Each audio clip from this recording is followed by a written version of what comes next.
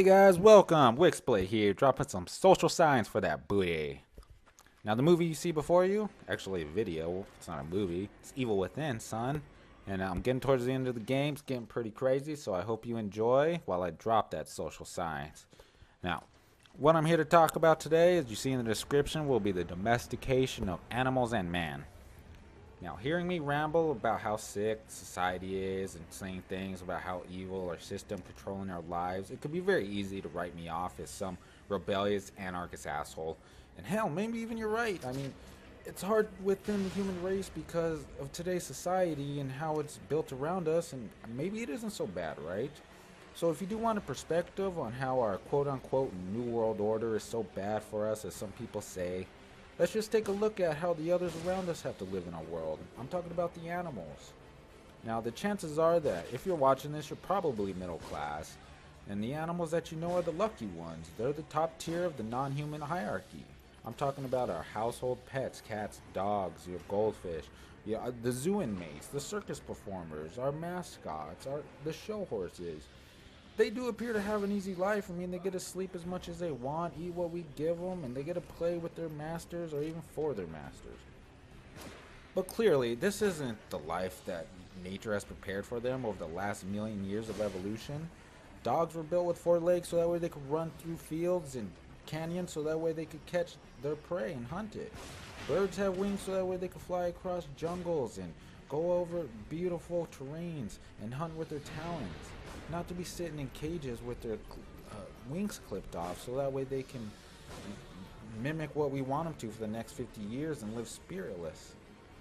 Cats have claws so that way they can hunt, their little rodents and they're able to sharpen it however they please.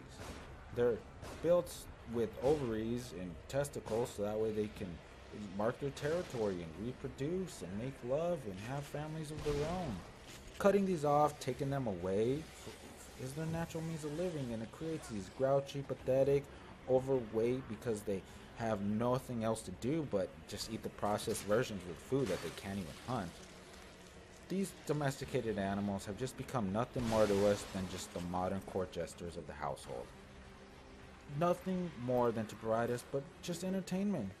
And even their bodies are adjusted accordingly. Their role isn't to just be animals, but to simply put, they're just our toys. Now, if you compare this to humans, we could see how we aren't so different. I mean, we live in our little fish tanks with foliage around us called apartments.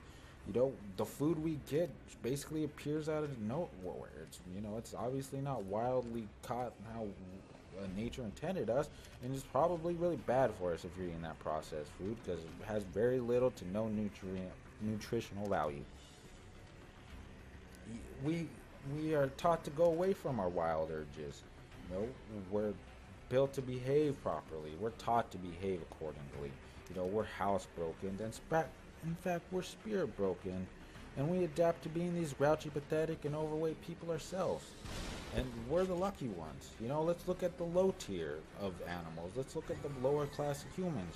The lower tier being the poor little chickens that get their beaks ripped off in those shit-filled cages so that way they don't peck each other's eyes out, or the rabbits that get their eyes burnt out so they could test their shampoo, or the cows that spend their lives in a tiny little cage until they're, giving us dairy. It's a sad, unfortunate situation that I'm sure you heard about and you don't want to hear about, so I'm going to stop right there on that because it's sad.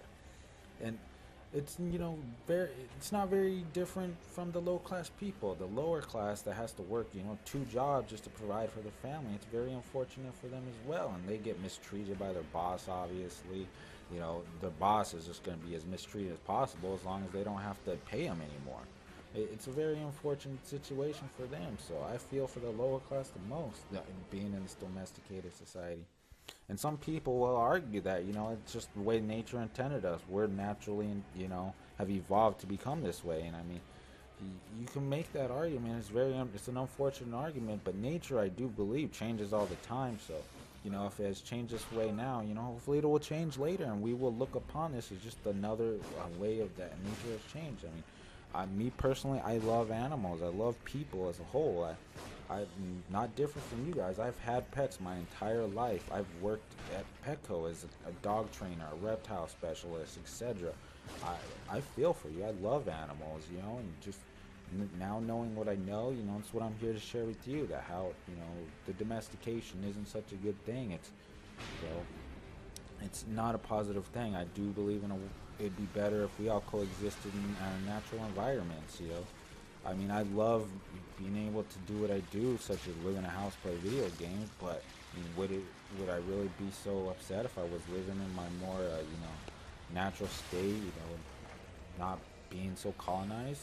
I don't know. I've lived this life my whole life, and I really don't know any better or different. So, you know, it is what it is.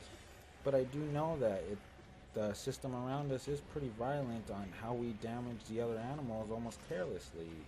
You know, is it possible for us to live in a society where we coexist on a non-violent, you know, front? Are we able to, you know, live with animals in more harmonious state? You know, a great example of all this that I'm talking about, if you want to know, is something like Blackish. If you haven't seen it, it's a great documentary. And if you have, you get an idea what I'm talking about how these orcas that were domesticated, you know, lashed out. It was very violent. Them living in these tiny little cages were beating up themselves and on people themselves.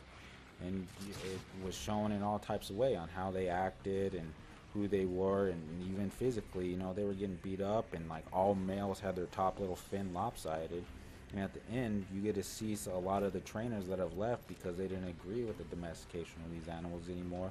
And they go and see some orcas in a wild state, and every one had their top fin, which, forgive me for not knowing the exact name. It might be dorsal fin, but I also might be wrong, so I'm not saying that for sure. But yeah, all the ones in the wild had it sticking up strong and straight, and it was just a tribute. It was very beautiful that they show that at the end. The difference of animals that get to live in their natural state versus the domesticated ones. So I'm sure a lot of people out there disagree with me, and there might even be some that agree with me but just feel helpless on this situation because of the world around them, and I'm one of those. It's, you know, I feel like your back's against the wall, I'm just helpless, and, you know, I have friends, I have families that I love that, you know, are the same way, that love animals, and, you know, the only way they know to love animals is to get a pet and, you know, basically treat it as a non-living toy almost. So, you know, to everyone out there, I'd love to hear your thoughts, what you think, whether you agree or disagree. By all means, you know, the people that disagree, I would love to even hear about it because I learned so much. So by all means, if you disagree, please tell me why. Appreciate the time, guys. Thank you for listening. Hope you learned a little bit. This is Wig Split, and I'm out.